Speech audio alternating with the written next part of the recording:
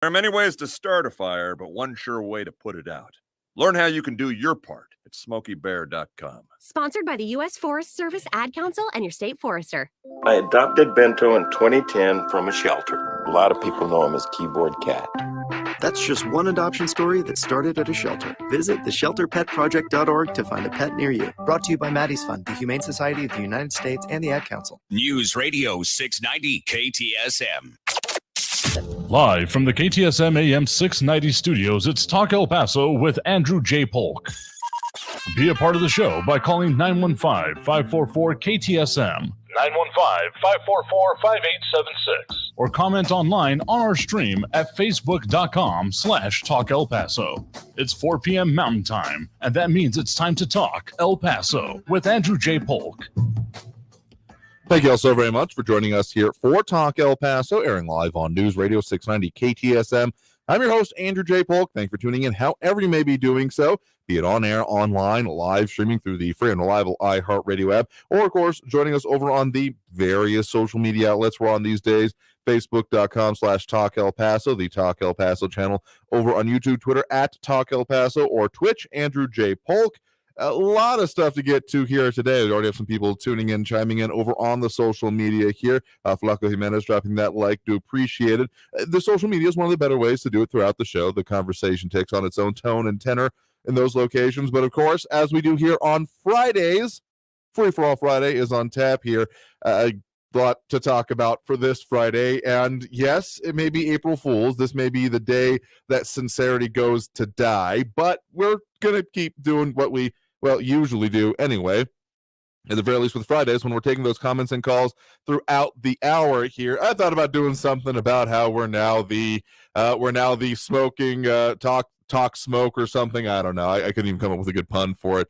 And, I mean, there's just so much of that going on today as, yes, it is April Fool's, but it still is actually the start of the recreational marijuana sales in New Mexico, land of enchantment, going up in smoke, more or less literally, and that has taken over a lot of coverage here today.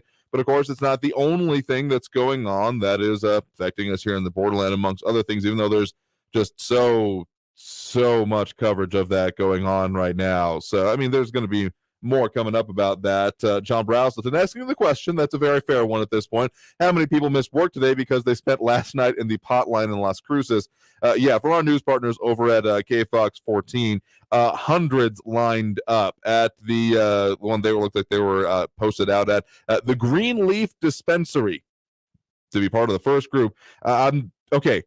Not that this is I'm condoning any involvement here, but I'm just saying, where was the enterprising young lady with the Girl Scout cookies hanging out right next to that line here? Because, I mean, if you want to talk about business sense, it's been done before. Why not do it again here? But I'm sure this is just the start of it. And, it's just okay. The one kudos I definitely have to give, the headline from the El Paso Times here. My congratulations to Anthony Jackson for one of the better ones lately. The blunt facts El Paso residents should know when New Mexico recreational cannabis sales start. I mean, that's just the kind of opportunity you wait for when you're in the headline writing business here. So congrats to that one to Anthony Jackson here. But a lot of information out there, a lot of situations going on, a lot of a lot of things being burned more lately or consumed. I sometimes stereotype it myself here, thinking that it's just the burning, but there's a whole lot more going on there. Of course, we got other things going on today, including the CDC finally officially saying that Title 42 will end on May 23rd, calling it quote unquote no longer necessary, and everything that is going to come along with that. So plenty to get into there here. So, but as I've said, we do have those phone lines open now because that's what we do on Fridays, taking them throughout the hours here. So if you want to call in, that number to do so is 915-544-5876, 544-KTSM. We do have Ben on the east side here with us right now. Ben, thanks for joining us. Hey, thank you, Andrew. The other day, President Biden said we are now ready for a, quote, new world order. Mm-hmm. Also, in the title of the opening session at the World Economic Forum was, quote, we are ready for a new world order. And Klaus Schwab said in his opening address to the World Economic Forum, we do not know the full extent of and structural systemic changes that will happen, However, we do know that global energy systems, food systems, and supply changes will be deeply affected. Do you now recognize that Build Back Better theme of our government and our governments of the world we're using have meaning and is a threat to the American way of life? I mean, there's always been these underlying currents and these things coming to the forefront. And yeah, I did hear that speech. I thought we had the clip of it here, actually, but I must not have loaded correctly here. I do believe we have it. Talking about, I believe he was talking about primarily in reference to, Ukraine, what's going on with Putin and needing to, see regime change there, which is its own concerning level. But to the broader point you're getting at here about, the whole Build Back Better, poor choice of words if you didn't really intend that.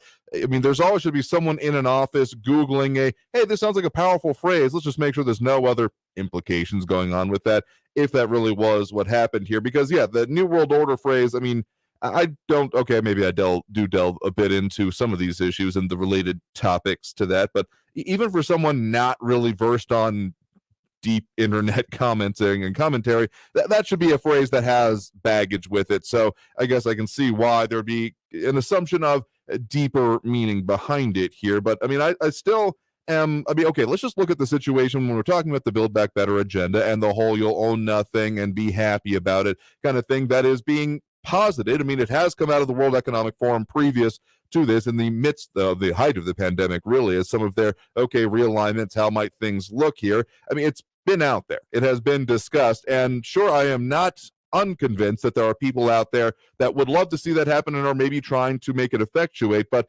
I just got to look at some of our current situations right now to see that I don't think that everyone's going to take this hook, line, and sinker. Obviously, there are going to be some. There are people out there who would be very happy to live in the whole give up all freedom for a sense of security, Ben Franklin quote that comes up often here. But I think that, if anything, these last couple of years, the amount of discontent done by pretty simple and baseline things that have happened, and even just, the gas prices right now, how ticked off that has made people, that once it really starts hitting home. Now, whether or not there's an argument to be made about being too late at that point is kind of a separate issue, but I think that enough people, when they start feeling the impacts of anything even beginning to approach that, there will be a mass upheaval against it. I don't think it will be this quietly into that good night kind of situation that is being posited by some. Have you ever heard of the frog in boiling water? Of course, that it won't notice it unless it gets too hot. Exactly. Yeah. Yeah. And essentially, by the time you and everybody else are going to recognize that they're telling us what is coming at us. You've got to start believing that, Build Back Better was used in the elections in the UK, in France, all over the world. And, they're telling us what's coming at us. And you and the rest of the people just ignore or saying, golly, this can't happen here. Why can't it happen here? Because Tell me that. Again, we're talking kind of two cross ways here. Fully believe that there are those out there, again, literally a major point from the World Economic Forum and from others that like the idea, being posited as, hey, we should do this. It's not a conspiracy theory to say that, yes, there are those out there that like this idea and are trying to see it implemented. Fully agree with you there, maybe to different degrees of scope here, but that's a finer point. But my point is that I don't think people are going to buy it. I think that as much as it may be incremental change, as much as they might try to do it over, decades or generations, sure, but at a certain point, there's going to be enough people out there. Again, I just look at how even something simple as a dollar rise in gas prices that we have seen here. Objectively, a pretty simple thing that has deep-ranging implications along with it, and how ticked people have gone about that, and how much action it has forced, including, the release of things from the Strategic Oil Reserve and action on the idea of gas tax holidays, that enough people ticked off are going to take action about it and are going to say, we're not going to stand for that. So that's where I come down on it, that sure, I fully agree with you and believe that there are those out there in varying positions of power that would love to see this happen. The idea of essentially a more docile population is a subcurrent that comes along with that, as some direct appeal for those that would love to have that under their control. But I just got to say, at the very least with the American public, I don't see that working out well. at any level, maybe in a few East Coast and West Coast states, but everywhere else, I don't subscribe to that newsletter. Andrew, 3 years ago, would you believe that we'd close down our society because of an outbreak of a virus that kills probably less than 1% of the people that it infects? I mean, black swan events. I mean, you've got to describe it to me. And our, sure, go ahead. Our whole way of life is now changed because of that. Could you have believed that 3 years ago? I mean, black swan events will continue to come up, and I think it'll probably accelerate. And black swan events, both in the natural sense and also in the unnatural or artificial sense. I mean, the whole probing of the. I mean, another thing that could happen that you would say to me and describe to me now, and I'd be like, no, that'll never happen, or I can't even imagine what would happen out of it, would be, say, a massive Russian or otherwise foreign incursion and essentially shutdown of the internet, e-commerce, internet-related systems. The mass effects from that coming from that would be unprecedented, and that is a potential out there, and so they're worth thinking about. I mean, there was some thinking about a pandemic response. I think even George W. Bush had some thought of that during his administration, but it was kind of a, well, it hasn't really happened yet, why bother with it kind of thing. But the point I'm trying to make here in relation to your question then is that no, would not have totally been able to foresee everything that has happened here or really believe that it could have gone down exactly the way it did. Let's say I believe zombie movies a little bit more now and how people might react to certain things, but beyond that, in the realm of reality anyway, I just got to say I'm sure there have been a lot of people that have gone along with it and said, yeah, we just got to do it. But there have been also a whole lot of people saying, hold up, what are we actually doing? Is this reasonable? I think that there are becoming more of those kind of people out of this. Andrew, don't dismiss this by making something, totally inane along with it by being a zombie movie. This is not a zombie movie. This is something that is happening now. People have to start working, thinking about ESG scores. What's happening now? In other words, ESG scores are a reality that are out there, and it makes it to where it's the same thing that happens. That's been taking place in China is happening in the United States now. Okay, you've got the people of the United States.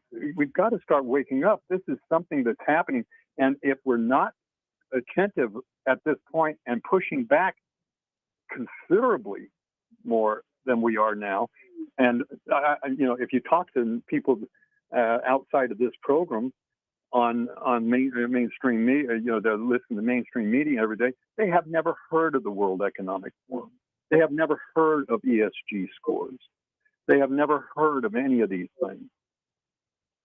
And so, yes, there is an agenda, and these people are pushing it. Absolutely, and they've got the perfect way to do it with the Trusted News Initiative.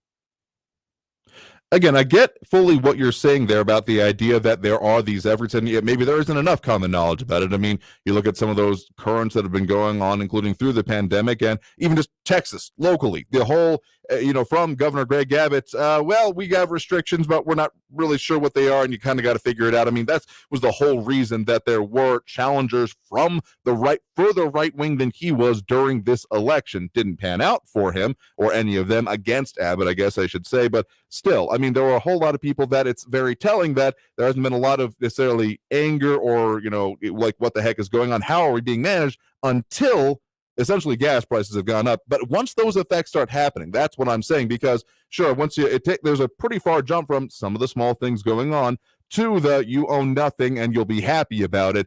There's going to be a whole lot of discontent, and I don't think this will be so much a slippery slope, a slow slide down, is that people will probably, in the general public, ignore it until it starts affecting them, even in small ways, and then people will start, really getting to it here. But tell you what, we got to take that next break right now. We are well overdue here. I do appreciate the point in the call. I disagree with some of your ideas about how it's going to go down, because I just don't see the mass general public, if we're really starting to get to own nothing and you like it kind of thing, saying, well, basically, hell no.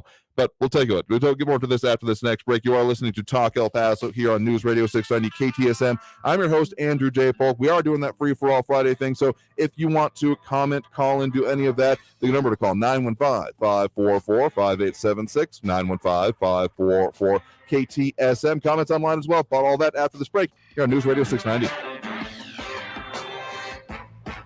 Traffic all day. News Radio 690.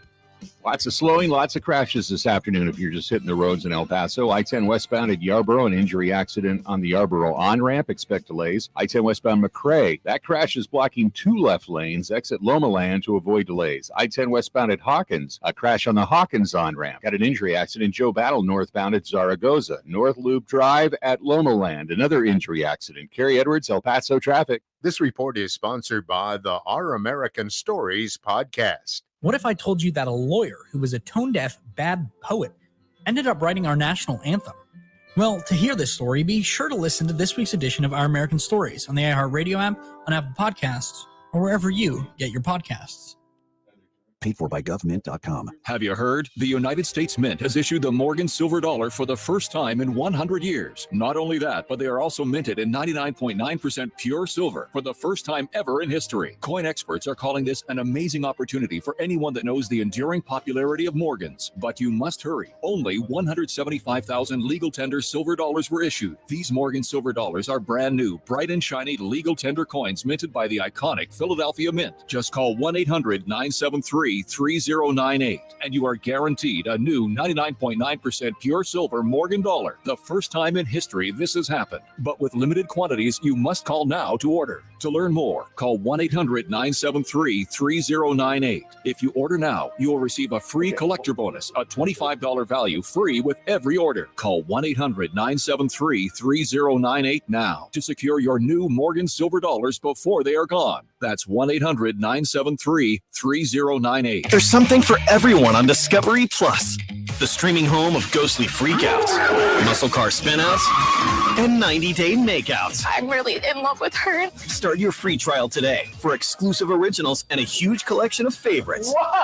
Then dive into Nature Docs, geek out with the family, and get your grub on. I can eat this every day. The streaming home of true crime, paranormal, food, home, nature, romance, plus so much more. Discovery Plus. Start your free trial. Terms apply. Mutual Insurance Company presents. And Doug.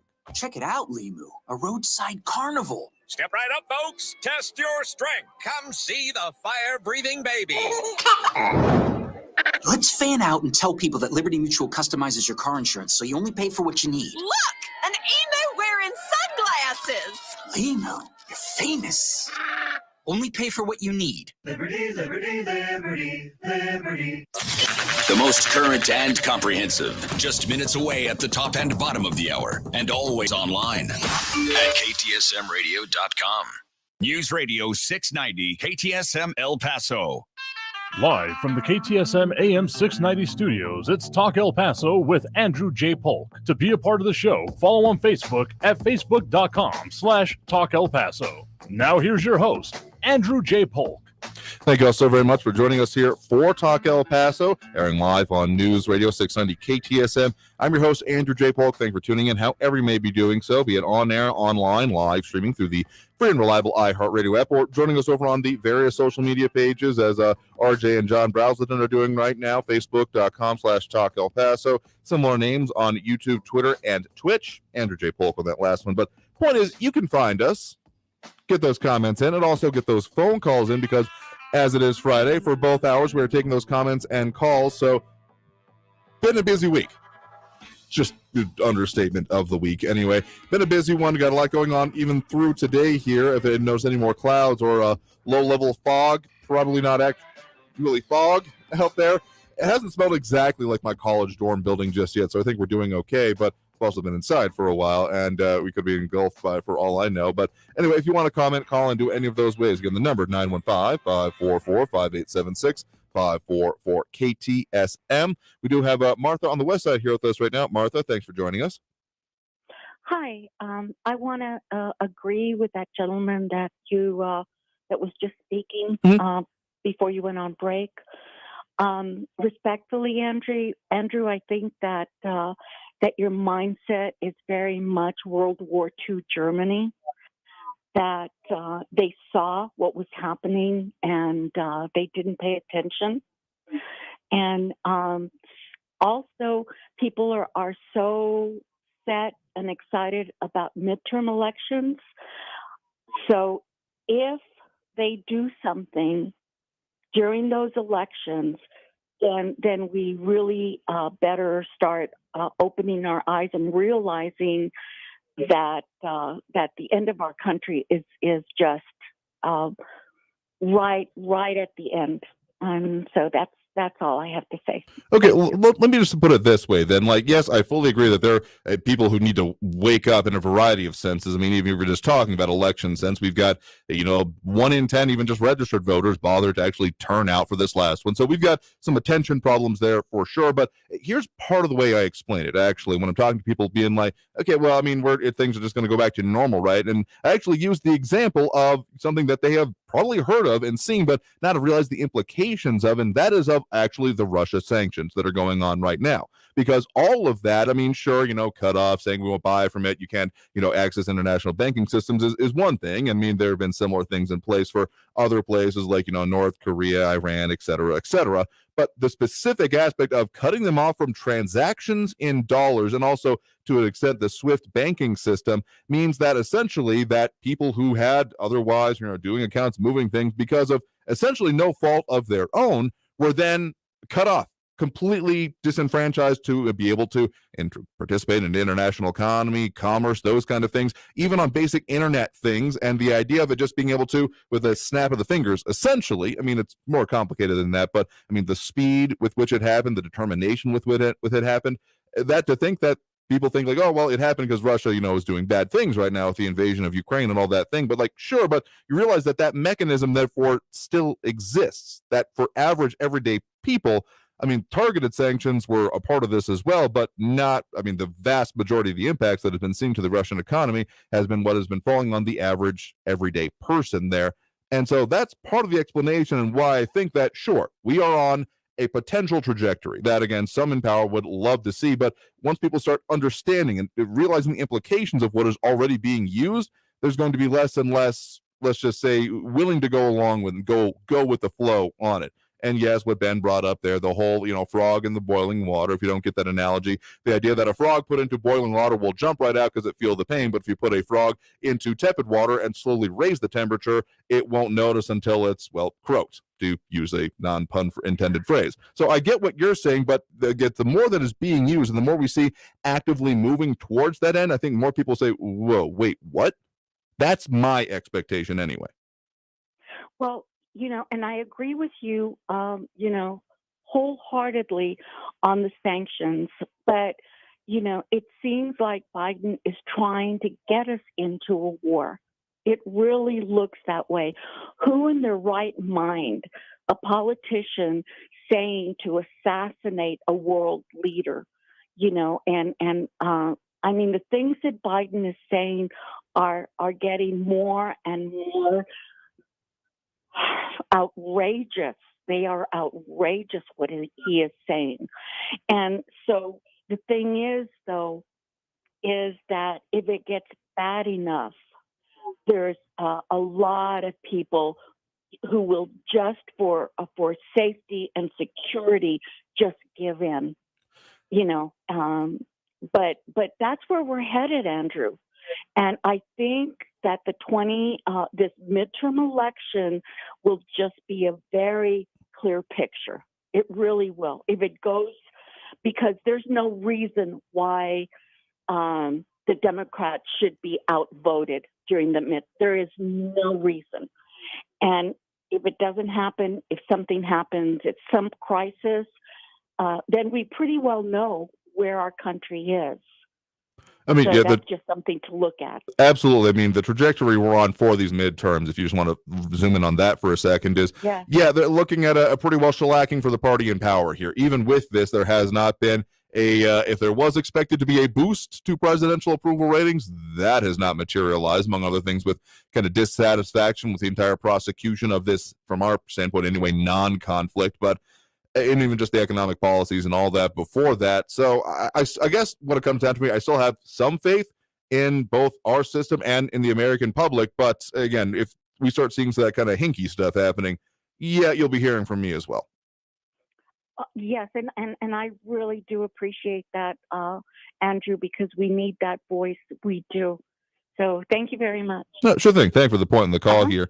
I mean, again, I look at a lot of stuff. I see these trajectories, and again, maybe I'm optimistic, even though that's not usually a phrase I would apply to myself in some certain ways, but I'm also willing to discuss it and be corrected in any case here. Just got to get to one more call on the line here. We do have Jerry on the Northwest side here. Jerry, thanks for joining us. Well, thank you, Andrew, for taking my call. I'm going to ask your listeners to grab a pencil because I'm going to give a website they can look at to back up what I'm talking about. Okay. This is in addition to your first caller. This deals with the digital Bitcoin type of thing that the U.S. government is trying to install. Okay. You need to look up a place called securebrownstoneresearch.com. Now, understand that's an infomercial, but the first 3/4 of it will explain exactly what the government's doing and going to change our currency, paper money, into a digital coin system. And there's another place that needs to be written down. It's called HR 4741. And that's the House of Representatives Bill 4741, 117th Congress. And then, if I may I read just one portion of it, of Title III? Sure thing. Briefly, just to make the point here. Okay. Title III, Digital Federal Reserve Notes of Legal Tender Status for Regulation of Digital Assets, Fiat-Based Subcoins, and Federal Deposit and Share Insurance for Digital Assets. So they are going to eventually change over to the digital coin system and get rid of our paper money. And if I'm correct, I believe we have until May 20th to put in our voice against it, because that's when the review portion of this goes through. Okay, but I may be wrong on that date. Thank you. Yeah, sure thing. Much. I mean, yeah. So again, we've kind of gone through trajectory with our first call here, and into more specifics with our second one, into even a little bit more, because all of this does contribute, the calls that we've had for this moment here, to this idea of greater control over individualized aspects of part of our economy and world economy. I agree here, and yeah, I'll be perfectly honest and transparent about this. I have done some hobby level investing in some cryptocurrencies. I'm not going to say what, because I don't want the FEC or anyone coming after me saying that I am promoting anything, but I have done it. I've investigated it. I've looked at it and said, like, okay, we'll try it out a little bit just to see what it's about, see if I can make heads or tails of it. It's been okay. I'm not exactly a cryptocurrency whale at this point, but I've seen some of the advantages and disadvantages of it, and the policies that can further affect it here. I mean, a wave that has already gone through with all of that is the whole know your customer route, meaning you can't just go on an exchange, buy it, and just do whatever you want with it. You have to put in information. In some exchanges, you have to get verified, like submit your actual identification documentation. So it's very much getting tied to you, and things like this, and the move towards an actual digital US dollar. I know there's some out there that say that, well, there's nothing backing it. Why would we then trust it? It's all just data. And I would ask them to then look at what our currency is actually currently based on, and do a little bit of comparing and contrasting here. But the further implications that then come with this are then the control that can be done with it. Again, depending on how your digital wallets are set up, particularly if they're what's so-called hot wallets, meaning that for reasons and very suddenly, you could be suddenly cut off from all of your resources. And that does have disturbing implications amongst other things. But tell you what, we got to take that next break right now. I'm trying not to blow up the clock too much of this show here, but we'll continue getting to more comments and calls online. So I do thank you for yours, but we'll keep doing that further here on the show. And that number to call into, if you want to do so, 915-544-5876, 915-544-KTSM. We'll be back after this break with more Talk El Paso here on News Radio 690 KTSM. Stay tuned.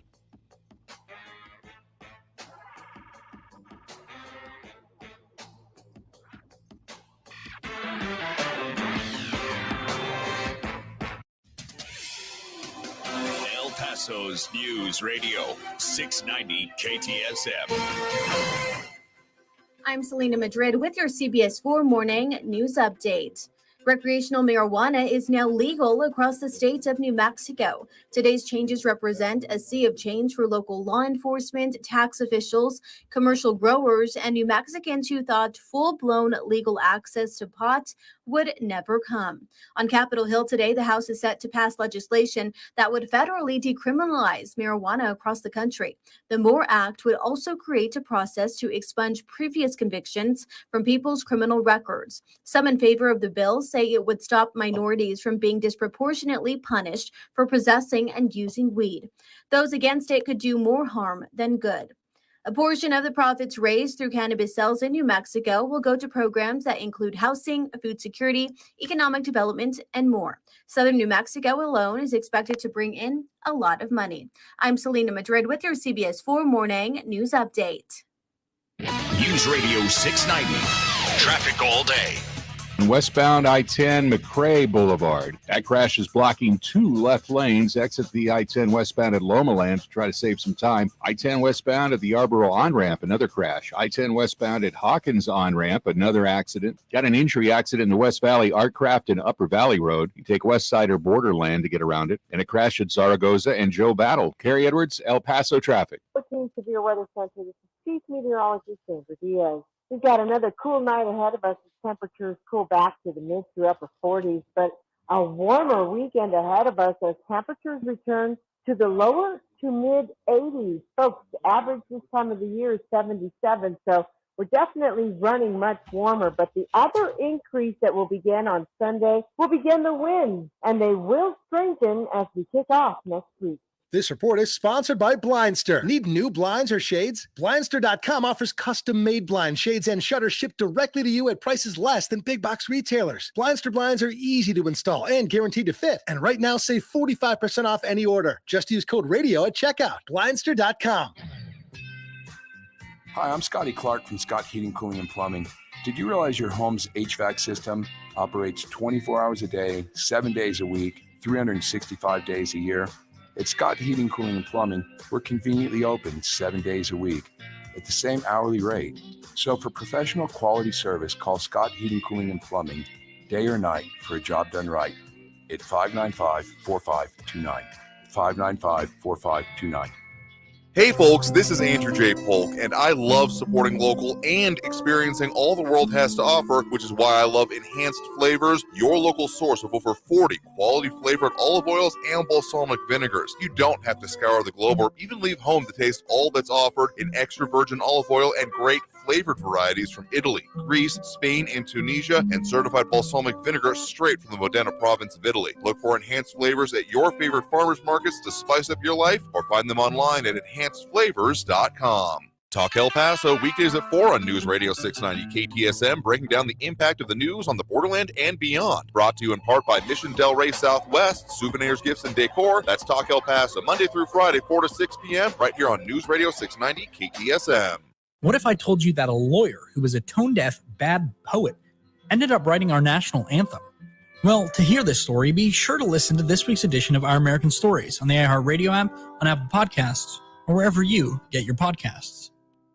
This report is sponsored by the Our American Stories podcast. El Paso's News Radio 690 KTSM.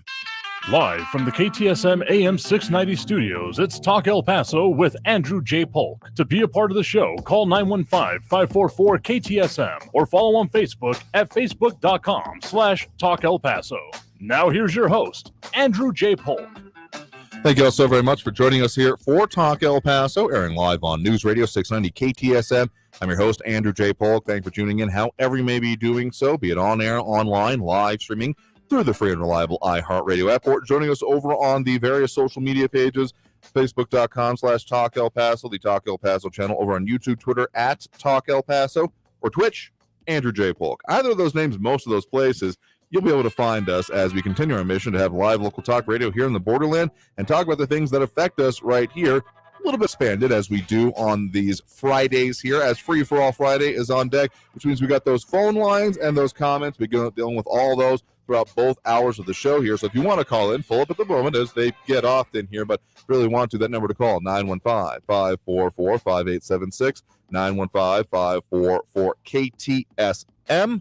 If you're calling in the middle of a segment, it might be put on a brief hold. Just stay on the line and we'll certainly get with you here. A bunch of calls right now. Let's get to a couple of the comments here. John Brazelton, RJ Maria Coleman, some of the ones tuning in, chiming in, Flaco Jimenez dropping that like, do appreciate it. Some conversation about impacts leading towards the midterm here. But Maria Coleman saying that many appear to be preoccupied with the crisis in the Ukraine, but then going on to talk about with CDC ending implementation of Title 42, calling it dangerous, irresponsible, and vindictive, and it's being failed to be covered. Okay, I've heard some mentions of it, credit where it's due, but it hasn't been necessarily that much, saying that asylum is returning and those kind of things, but just given the factors that we have in this community and the issues along with it and the amount of strain on resources currently, the idea of we're just going back to the way things were is not they're already talking about it, and there may be an increased surge coming out of this. Well, we've already been at very high levels as it is. Like, I do feel it's not getting fully investigated. It's getting mentioned, but I would like to see more on that. Also, a note there, elected officials on both sides are complicit. Abbott, except for rhetoric, is MIA. I mean, there's the whole National Guard at the border thing, but the impact of that and the issues that come along with it are debatable. It does more than apparently appear. Anyway, getting back to those phone lines right now. Again, the number to call, 915-544-5876, 915-544-KTSM. We have Andrew on the west side here with us. Andrew, thanks for joining us. Yes, thank you. This is going off the grid a bit, but I don't know if you were aware, a bill failed in the California Assembly, and that bill was that parents needed to report if they had any guns to their local school district. I think I heard mention of this, but I kind of have been like, seriously, they're actually going to try that here? Because non-compliance is a thing, but go on, continue with your point. Well, even the ACLU was against this. Yeah, which, I mean, makes sense because, well, it's having to tell what you have in your home, besides the fact that you live there, is more than a little bit of a civil liberties violation. So I'm glad that the ACLU lives up to those parts of its name, except not only when it's politically expedient. Yes, that's true. Also, I need to respond to something Raul said yesterday. And it involves what I say is equal justice under the law. I don't know if you were aware, but earlier this week, the FEC fined the Clinton campaign $8,000 and the DNC $105,000, which is pocket change. Yeah. And that was for misreporting the Steele dossier as legal services. Yes. And instead it was opposition research, which is another fancy phrase for spying. I mean, yes and no. Sometimes opposition research can be just, what are they going to look into you as, or what's publicly available? What can we put together against it? But, I mean, this went a little bit further than that, and also a little bit more fantastical, as did come out. Yes. And lying to the FEC, that's a federal agency. That's a criminal offense. And then that Steele dossier was used to secure a FISA warrant, which the dossier was totally false.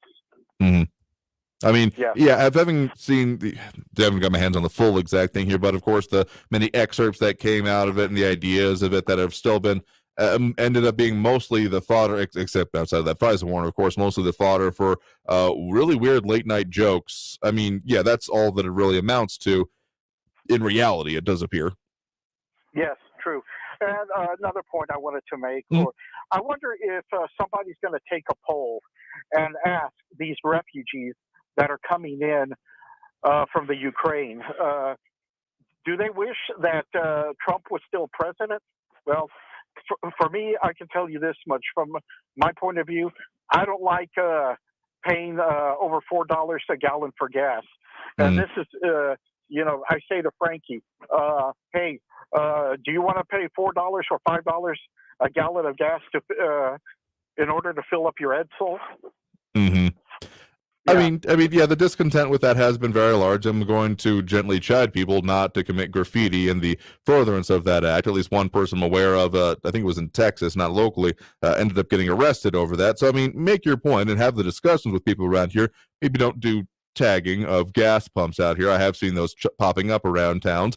But, I mean, to a larger point, I think people are disconcerted with it. They're unhappy with it. I don't think that we got 100,000 to my understanding of the Ukrainian refugees coming in. I don't know if that's going to be like one central access point here. But, I mean, if you just look at the difference between administrations, what happened during that one versus what is happening during this one, yeah, I think there's a little bit of wish things had gone differently. It probably likely to be said. Well, yeah. Andrew, this morning it cost me over $80 to fill up an F-150 pickup, and I've never had to pay that much for gas at the pump. I've been thinking about a quote lately. I remember growing up, reading Calvin and Hobbes, wonderful Bill Waterston in the Sunday paper, and one thing has kind of stuck with me. There was a series of, the way they go through the serialization of the stories here, when the father, in this case, was doing a bike riding kick, going through it and saying that, oh, no, bike riding is so great, being kind of one of those guys. And one specific quote has stuck with me for a while that something along the lines of, oh man, I hope gas goes up to $8 a gallon and everyone has to ride their bikes. It'd be so great. I remember thinking back in the day, like, oh man, that'll never happen. And it's just been popping back up in my head recently. No idea why. Well, I did see a cartoon some time ago. I don't know if anybody else saw it, but it was an electric car pulling a trailer, and on that trailer was a gas-powered generator, and the electric car was hooked up to it. Dang, I've seen that. I've seen videos of that beyond just the cartoon here. So, I mean, just saying that go buy an electric car and it'll solve all of it is so brilliantly missing the point that it's hard to describe. Righto. Okay, well, thank you very much for letting me speak, and hopefully I didn't go over too much time. I mean, we're doing the best we can here, but thank you for the point in the call. You have a good one there. We'll try to squeeze in one more here before we hit that next break here. Some more comments coming in here saying that some people like the show until we have certain people call in. Okay, so, we'll get to that in further comments here because we actually do have some specifics on that, but let's get to Barbara on the west side here with us right now. Barbara, thanks for joining us. Hi, Andrew. Thank you for taking the call. Mm-hmm. I'm calling about two topics today, so let's see if I can get them in speedy. Mm-hmm. I wanted to talk about the Title 42. Last night we weren't sure it was going to be ended, but now we know that it's going to be ended on May the 23rd. Mm-hmm. Last night there was reporting that, and when I was on the radio yesterday, I estimated 5 million new illegal immigrants. Well, last night they reported it could be a little bit more over 4 million, so I was pretty close in the fiscal year 22. But Malujan was reporting from the Del Rio sector last night that in Eagle Pass, they apprehended a murderer from Honduras. In Tucson, they apprehended a convicted murderer who had a 14-year sentence. He had previously been deported. In Yuma, it was a felon who get a load of this, strangled his pregnant wife. That's a real love affair. And in Del Rio, they located 76 illegal immigrants being smuggled into the U.S. in a gravel tank truck. The driver was from Honduras, and he had, I think, meth on him, and he had charges for drug and weapons charges in Honduras. So despite these facts, despite 21 Congress people sending a letter to DHS and saying, please don't end Title 42, mm-hmm. and it was Congressman Gonzalez, Senator Manchin has mentioned it, Kelly from Arizona, Sinema, and Hassan from New York. Despite hearing all these stories and seeing these people not wanting it, our Congresswoman, when she was asked what she thought about Title 42, and she said it needed to go. It needed to go. And DPS reported that since October, they captured 557 criminals. Mm-hmm. She said that's a 219% increase from last year. And again, our Congresswoman says title must go, and I'm wondering, what is her philosophy here? Is it the same as Samaniego? Let's swell up future voter rolls? Because just the idea that we could have up to 4 million people crossing our borders in fiscal year 22, mm-hmm. and they believe they're going to be processed, is just incredulous to the sane person. Anybody sane knows that that's just virtually impossible. He indicated that there were 7,000 a night are crossing in the Del Rio sector, and Border Patrol doesn't even know how to handle them. But one of the things that was interesting is I know the National Guard was complaining because they were guarding private ranches. Right. And last night they found 19 illegal immigrants running through their ranches, and they had booties on their shoes, so you couldn't see their footprints. So there's a reason why things are being done, and we don't know everything. But this is an indicator. Sooner or later, we find out why things are being done the way they're being done. And then the next thing I want to talk about was the pandemic. We know that President Biden's first pandemic was $2 trillion. Now he's asking for another $2.5 billion. Many representatives are asking why, and they have legitimate reasons. NBC is reporting that $80 billion was stolen from the $800 billion payroll protection program. Oh, yeah. Between $90 billion and $400 billion has been stolen from the unemployment program, and that was a total of $900 billion. And then they're stating that $200 billion remains unspent. So why is President asking for $2 billion more? Well, the Democrats are saying it's to save the jobs, to help the stress, and to open the schools. What a crock of lies, right? Because their policies actually kept the schools closed. People didn't go to work. Jobs were lost because of their mandates. Jobs were lost because of the masks. So every policy this president put into place during the pandemic and the shutdown has caused everything that they're saying now they want to correct or to help with. And yet there's $250 billion unspent. But let me tell you where they spent it. I'll do this quickly. Dutchess County in New York, and I printed this out, they spent $12 million or the first amount of money on a Major League Baseball field. Right. Massachusetts paid off $5 million in debts for the Edward M. Kennedy nonprofit. Every time they give money away, you hear the name Kennedy, right? $15 million were used in New Jersey to upgrade the bid for the World Cup. $53,000 were used to remodel a city hall in Rhode Island. $400 million to build new prisons in Alabama. Notice the state. Puerto Rico used $70 million for tourism marketing. Alexandria, Virginia used $120 for tourism website. $6.6 million were used for 2 golf courses in Colorado. $2.5 million were used, get a load of this one, parking enforcement officers in D.C. Seriously? And $1 million, this is another one, $1 million to pay off overdue child support. Now, I spent some time in law offices, and I know when you send in your child support, they have so many days to send that to the parent. What did they do with $1 million that was sent into their offices? I mean, you're bringing up a lot of good points here. And yeah, I mean, even just outside of pork barrel is what I'd characterize a lot of this as. The amount of fraud and just misspent and mishandled money is pretty monumental when it comes to this. I mean, when you start reaching the $1 billion, yeah, that's some serious chunks of change here. But tell you what, we got to get into this more here in the next segment because we have got to take that next one. So I appreciate the point in the call. We just got to take that next break so we can come back, finish out this hour, and get to more calls in the line. So stay tuned. More Talk El Paso here on News Radio 690 KTSM. Traffic all day. News Radio 690.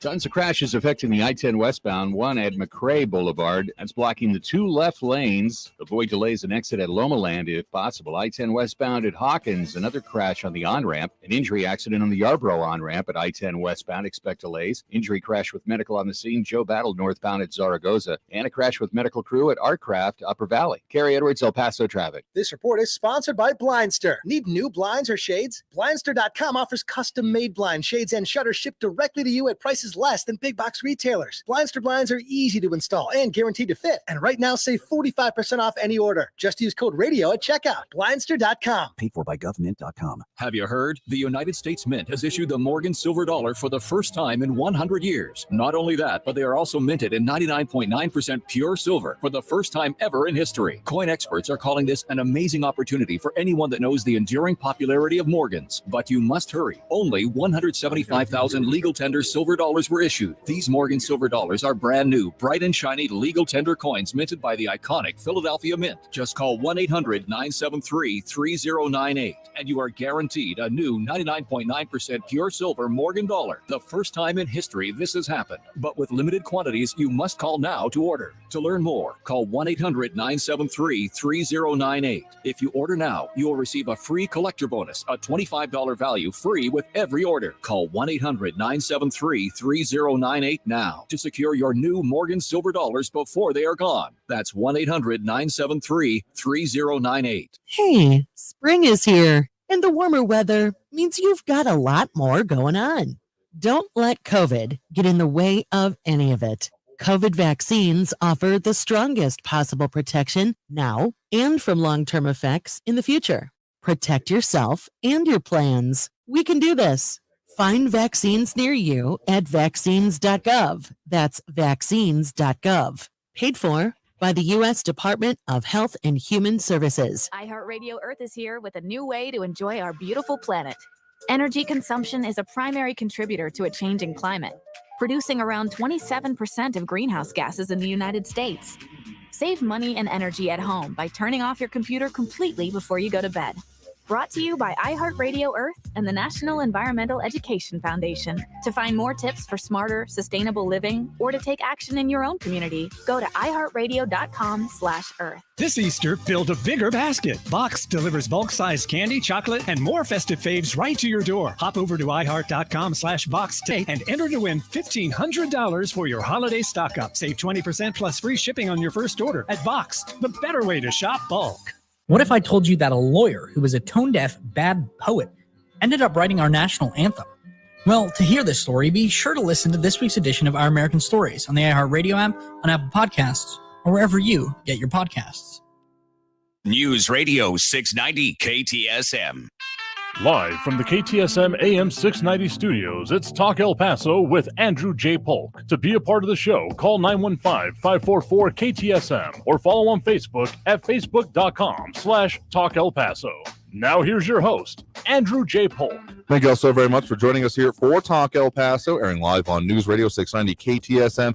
I'm your host, Andrew J. Polk. We are super short timing it here, so we're just going to basically tag out and get to that next hour. So I know we got phone lines full up at the moment, but we'll continue doing this whole free for all Friday thing. So if you want to try to call in, 915-544-5876, 544-KTSM. Barbara, adding on there from a previous call, saying that the misappropriated money is not just, were not pork barrel projects, went to the states earmarked for COVID relief. They broke the law here. Again, I wasn't using a pork barrel in an endearing fashion, so if it was taken that way, it certainly wasn't meant as such here. But I guess there's a difference between, at least in my mind, between, well, we've got this money, we got to use it for something, and that's still being wrong, versus the, hey, I'm going to apply for a loan and, even like the Paycheck Protection Program stuff, and then not use it for any of these funds and take a vacation with it. I guess one is misappropriation and, against the law, and one is, well, literal fraud. So I guess that's the delineation there. But anyway, we got to take that next break. Back after this break with more Talk El Paso here on News Radio 690 KTSM. Stay tuned. Traffic all day. News Radio 690. Tons of crashes affecting the I-10 westbound, one at McRae Boulevard. That's blocking the two left lanes. Avoid delays and exit at Loma Land if possible. I-10 westbound at Hawkins, another crash on the on-ramp. An injury accident on the Yarborough on-ramp at I-10 westbound. Expect delays. Injury crash with medical on the scene. Joe Battle northbound at Zaragoza. And a crash with medical crew at Artcraft, Upper Valley. Kerry Edwards, El Paso traffic.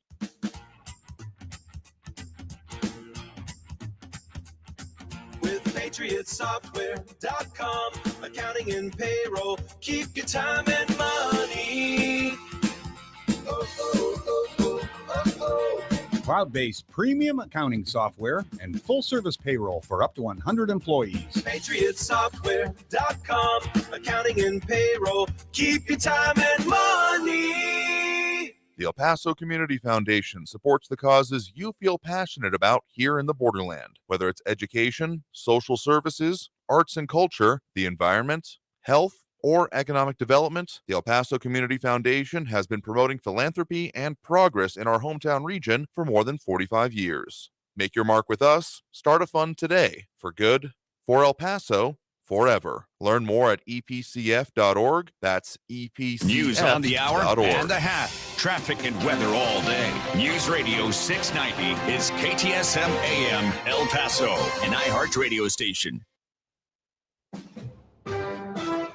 NBC News Radio, I'm Brian Shook. The president of Ukraine is pleading with President Biden for specific weapons. We don't want a million of quality bulletproof vests or some special brand helmets. Just give us missiles. Give us airplanes. Speaking to Fox News, President Zelensky added he believes Biden wants the truth to win, and the truth is on the side of Ukraine. He said Ukrainian forces are surprising him with their effectiveness, and Russian forces surprise him on how ineffective they are at times. The White House is putting a spotlight on the latest monthly jobs report. The economy added another 431,000 jobs in March. Economic advisor Jared Bernstein said it's not a blip, but part of an ongoing trend during President Biden's tenure. Former Vice President Mike Pence is blaming President Biden for surging gas prices. He said it's absurd to release massive amounts of oil from the nation's petroleum reserves to knock gas prices down 35 cents a gallon. Pence is considered a likely Republican presidential contender in 2024 if former President Trump decides not to run again. Alex Jones is getting slapped with his first $25,000 fine today for failing to sit for a deposition in the lawsuit filed by survivors of the Sandy Hook school shooting massacre. That's after a judge denied Jones' request to halt the financial penalties in place until he agrees to be deposed after being found in contempt for skipping 2 previous appointments. A lawyer for the InfoWars host says his client can sit for a deposition on April 11th. That means Jones would rack up $525,000 in fines before then. I'm Lisa Taylor. COVID-19 infection is more likely to cause heart issues in teenage boys and young men than vaccinations. You're listening to the latest from NBC News Radio. Names are being released of the suspects involved in the killing of an Ohio police officer. Jack Crumley has more. The Ohio State Highway Patrol says it was 20-year-old Emin Johnson, 21-year-old Zachary Love, and 19-year-old Dante Tate, who were in the speeding car that fatally struck Bluffton police officer Dominic Francis on I-75 in Hancock County early Thursday morning. Johnson and Love are in the Hancock County Jail. Tate is incarcerated in Medina County currently. The three are expected to face a variety of charges. I'm Jack Crumley. SpaceX managed to launch more of those Starlink satellites today during some questionable weather. The Falcon 9 rocket took off from Cape Canaveral, Florida. 40 spacecraft and multiple satellites were flown with a transfer vehicle in a rideshare mission. SpaceX is working to have over 4,000 Starlink satellites up and running in the next 2 years. This year's California State Fair will feature a cannabis competition. I was gonna clean my room until I got high. It'll be the first state agency-sanctioned awards program specifically for cannabis. However, unlike other cannabis competitions, it won't involve a panel of judges smoking and getting high. Instead, entries will undergo a lab analysis and be scored on their chemical compounds and whether they were grown indoors, outdoors, or from a fixed light source. Organizers say the intent is to educate the public about cannabis as an agricultural product. The state fair will run from July 15th to the 30th at Cal Expo. I'm Michael Kastner. Netflix is launching its first interactive daily quiz show. Trivia Quest will present viewers with 24 multiple-choice questions on various topics in order to help a hero named Willie save the people of Trivia Land from a villain who hoards knowledge. Trivia Quest is available on all devices that support interactive Netflix material. Brian Shook, NBC News Radio. This report is sponsored by Wendy's Breakfast Biscuit Sandwich, just $1. Wendy's knows a better breakfast starts with a better biscuit. That's why you can get a hot and buttery Wendy's breakfast biscuit with bacon or sausage, fresh cracked egg and cheese for just $1. Get your Wendy's Buck Biscuit Sandwich today. Limited time only at participating U.S. Wendy's. It's the sale worth shooting for. The Casa Buick GMC Slam Dunk Sales Event. Casa Buick GMC, the #1 used car dealer, is house breaking their top-ranked Buick and SUV lineup straight to your driveway. 2022 Buick Encore will be sold at the lowest advertised prices of the year. That's $24,777 or $325 per month. And finally, we have 2022 GMC Sierras with 0% APR or immediate delivery. The Casa Buick GMC Slam Dunk Sales Event. Swish! Casa Buick GMC, next to the airport, Montana at Airway. This is Alec Baldwin. The new season of my podcast, Here's the Thing, is returning on iHeartRadio. It's my chance to talk to artists, policymakers, and performers, like comedian Tim Dillon. I couldn't tell you my congressman. I know every maitre d' of every restaurant. I know who's working Craig's. I know who's working all the places I want to go. Who's at El Pastel? When I'm in town, you come with. We're going to go to Craig's. Listen to Here's the Thing with me, Alec Baldwin, on the iHeartRadio app or wherever you get your podcasts. Opiates has taken everything and everyone I've ever loved away from me. Everything. I blew my ankle out and I got prescribed pain pills by my doctor. If making my detox public is going to help somebody, I'm all for it. I just wish I would have had a warning. Opioid dependence can happen after just 5 days. Know the truth, spread the truth. A message from Truth, the Ad Council, and ONDCP. Children who grow up in poverty are part of a destructive cycle. At Child Fund International, we find this unacceptable. In 25 countries, we are vigorously fighting poverty and improving the lives of children and their families. Learn more at childfund.org. News Radio 690 KTSM El Paso. Live from the KTSM AM 690 studios, it's Talk El Paso with Andrew J. Polk. To be a part of the show, call 915-544-KTSM or follow on Facebook at facebook.com/Talk El Paso. Now here's your host, Andrew J. Polk. Thank you all so very much for joining us here for Talk El Paso, airing live on News Radio 690 KTSM. I'm your host, Andrew J. Polk. Thank you for tuning in, however you may be doing so, be it on air, online, live streaming through the free and reliable iHeartRadio app, or joining us over on the various social media pages we're up on these days, facebook.com/Talk El Paso, the Talk El Paso channel over on YouTube, Twitter at Talk El Paso, or Twitch, Andrew J. Polk. And mention all of those here, besides the fact that it's where you can tune in, see what we do, get the broadcast, all that good stuff here if you prefer to do it online. And, of course, we do appreciate our on-air and otherwise online listeners. However you're doing it, you're in the right place. We got also Barbara Carrasco, Matt Olson, RJ, Fred Marquez, Maria Kalman, John Browson, and more tuning in and chiming in over there, also dropping the likes there. Giselia Gomez, if I'm saying that right, and Flaco Jimenez. Then a lot of comments coming in there because we do that all throughout these hours here.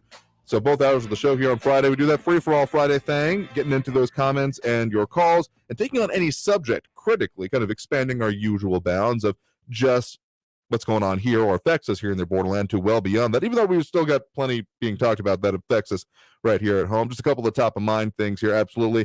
The marijuana legalization in New Mexico, that is, well, we're practically surrounded by here on the El Paso side of things. So, yeah, just slight impacts here. Some more details that have come out finally about essentially a status quo kind of situation from local law enforcement, both sheriff, police department, and even DPS, state troopers, basically saying that, yeah, it's still illegal over here. So if we catch you with it, yeah, you're going to get legal consequences, but no special enforcement actions, according to all of them. And being reported on widely, El Paso Times, our news partners over at KFOX 14. So it kind of status quo, though we'll see how that evolves. I expect there might be some changes or challenges going on there. No specific low-level enforcement being noted as well, just that if they're getting pulled over and they find it on you, going to be further consequences kind of thing here. But let's get back to those phone calls on the line, as that's what we do here. Again, if you want to call in during the show, the number to do so, 915-544-5876, 915-544-KTSM. I believe we have Joe on the west side here with us right now. Joe, thanks for joining us. Hey, Andrew, thanks for letting me talk to you and your people, your listeners. Hey, Andrew, I wanted to thank you for letting all these smart people call in and talk and present these factual information that they do. Of course, we have those two guys that call in from Mesilla and Northeast El Paso that don't know what they're talking about. But this show is trend setting. It's setting a trend to provide factual information to El Pasoans, and El Pasoans are listening because they like facts. Most of them like facts. Well, the reason I called was because I was surprised to hear on national television that a reporter was calling Biden or was alleging that Biden was concubined, which is something that I have brought up in your show before, that Biden is concubine or compromised with China and Russia. Now, Joe Biden and Hunter Biden are on film and video having sex with prostitutes and young girls and taking money and gifts. So Biden does not want to be exposed. so he can't react to Putin. Now, we just heard on the news that the president of Ukraine wants missiles. He doesn't want blankets. He doesn't want vests. He doesn't want helmets. He wants missiles. But you know what? Biden doesn't want to provide him because he is compromised. He is very compromised. Now, millions of people are dying in Ukraine and on these migrations, but Biden cannot be exposed. You know, he doesn't want to be exposed because he is a terrible person. He is not a very nice person. So let your listeners know that if Trump was president, this would never have happened. Thank you, Andrew. No, sure thing. I mean, entitled to your opinion there. I find in all examples here, kind of in relation also to the Steele dossier, the more extreme the claims get, the less I am likely to be giving them credence myself here. Of course, entitled to your opinion, but more extreme we get here with the assertions being made, unless there is some damn concrete proof being added here. And yes, I know that the Hunter Biden laptop has been confirmed in its existence. I'm still wanting to see more about what's actually going on there, because let's be honest, some of the reporting on that and the assertions that have come out around it have just been a bag of cats here. So I'm withholding my judgment on that till I can get something truly concrete in front of me here and make my determinations from that. But that's the way I do most everything here. But I mean, just in general to the Ukraine situation here, I mean, even if there's no background things to be, addressing as contributing to the response and the thoughts behind it here, I would think that there would be a little bit of hesitation in providing more advanced weaponry to Ukraine into the prosecution of war to Russia. I mean, the whole, man pads and the Stinger missiles and the Javelin missiles from the U.S. side and the, NLAWs and all those advanced things, like, sure, those are advanced weaponry. I mean, I think the cost for the Javelins is on the order is 6 figures almost immediately, like right out the gate. So it's expensive and it's advanced, but the transfer and use of it is the real issue, because once you start getting into big missiles, just speaking as an amateur military technology enthusiast, I guess would be the most aggrandized phrase I could give for myself. The idea of how you get it to them is the tricky part, because among other things, the man pads, the man portable missiles that we're talking about currently can be brought across in, a passenger vehicle. It's not very extensive, but once you start getting into missiles, we're talking more along the lines of, well, the whole debacle that happened when they were talking about the transfer of fighter jets. How do you actually effectuate that without having, U.S. or allied military personnel having to cross into in order to allow for it to happen? I mean, there have been some suggestion that with the repositioning of the Patriot missile system, specifically into parts of Eastern Europe, I mean, reinforcing positions in Poland and things like that, which of course is a NATO ally, that the idea of, okay, well, then take them to Ukraine, which is a non-starter to my understanding, because you can't just give it to them and say, good luck, have fun. It takes training, and that training takes a lot of time. So to use it immediately would take then personnel, and that is a red line here. So as much as I am not happy with the situation in Ukraine, I mean, again, the differences between administrations, the most that I can see anyway, is the difference in how they have likely gone about it. It's been essentially kind of a by the book situation coming out of the Biden administration. You could have pretty well war gamed this out had you gone, taking the time to sit down and figure it out ahead of this conflict here. Whereas during the Trump administration, your guess is as good as mine about the exact. I mean, some of the statements coming out of the former president about how he would like to see it handled, that, some of which may have worked, some of others may not have been feasible, military strategically planning purposes speaking there. I mean, still, when you get into it, there's significant differences in the way it would have been prosecuted between the administrations here. But I do appreciate the point of the call. Let's get to more calls on the line here. Again, the number to call, 915-544-5876, 915-544-KTSM. We do have Harry on the east side here with us right now. Harry, thanks for joining us. Yes, Andrew, you're a brave soul for taking on Free for All Friday and Open Line and handling all these subjects. Hey, I would vote for you to go national here. Anyway, okay. Let me pigtail on Barbara's report today. Very good, very detailed. I heard through the grapevine that the Biden family was going to loot the Treasury and move to New Zealand. Just a little laughter there. Anyway, what I want to speak to today is the border. Okay, I've reserved my comments until now.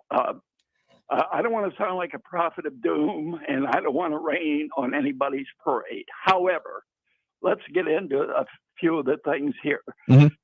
Everything regarding damage to our southern border has happened and will only get worse. The face of our country is changing, and not for the better. The bad people are already here with their diseases and their drugs.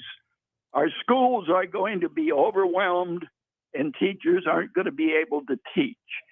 And when the government freebies and giveaways end, the criminals will then go into action, and law enforcement will not be expected to deal with the crime totals. And your caller this week, we had our caller we discussed who claimed this past week will be believed. He was resorting to criminality. Oh, right. Now, Yes. here's the only thing we can do, Andrew. You can write a thank you letter to Joe Biden for all of this. That's my comment today. Okay. I mean, I guess there's a slight difference. I mean, I'm not in favor of crime in any way, but those that are what I would call criminals, those that are the ones criming to survive, I want to say is the phrase that was used by that caller you're referring to earlier this week, who I am very dubious on the actual veracity of, but it was, at least as a discussion point, I guess, useful in that way. The people out there of that mentality, nothing's stopping them right now. It doesn't matter how much they're getting handed out. If they want it, they're going to try to do it. So I think that that is already continuing on here. Now, I will say that there's a potential for a further uptick if you're, referring to, further benefits, handouts, those kind of things ending, that there might be those that are inclined but hadn't done so, or those ending up in desperate situations that, may end up making that choice here. The super unfortunate, and one that should be then followed up by the full enforcement of the law here, because just because it's a bad situation doesn't justify then, ruining someone else's life or livelihood, that kind of a thing here. But a slight distinction I would make about probably just how the course of events is going to go more than anything, if that's truly what is going to happen here. Hope it doesn't, but wishes and hopes and all that kind of good stuff here. I mean, really, when it comes down to it, I do think that's the removal of Title 42, which is really what this comes down to when we're talking about all those scenarios that you're describing there and the ones we're already in here. The way it seems to be talking about, mostly from the left side of the aisle, is that, the pandemic is well under control. We're dealing with it. We no longer need a pandemic-related policy, which there is some rhetorical merit to, but it also irks me because it completely ignores some realities on the ground here that we are already seeing, such as incredibly high levels of pressure on illegal immigration and crossing. I mean, beyond even just the people showing up and claiming asylum, we have seen an uptick of people doing not even just trying to hide in vehicles and get across the border, but really weird ways of people doing it. I think it was in a news report either yesterday or the day before from our news partners at KFox 14, talking about a guy who was a U.S. citizen, but tried to drive across the riverbed of the Rio Grande, and not even just in a deserted area, but in the midst of the border wall sections here, got stuck and then just decided to walk over and got detained. And it turns out he has warrants. That kind of weirdness is increasing when it comes to the crossing situations at the border here. And if anyone thinks that, Title 42 will have no impact on that, I am going to want to look them in the eye and see if I can see, shine a flashlight in and see if there's anything behind it here, because that just doesn't make any damn sense to me. So to say that we're just going to do away with it and it'll all be fine without any other policy in place, I've screamed about this till I've been blue in the face and hoarse in the mouth, because it does not make sense. And we're going to reap the reward here in our section of the border. Absolutely. Yeah, I just hope I'm wrong. I just hope I'm wrong on a lot of these points. I mean, this is why I hesitate to call myself an optimist sometimes, because a lot of the stuff we end up talking about, I hope I'm wrong as well, because the implications of if we're right and we're actually looking at this trajectory are, disheartening to say the least, in other words that I can't use on the radio.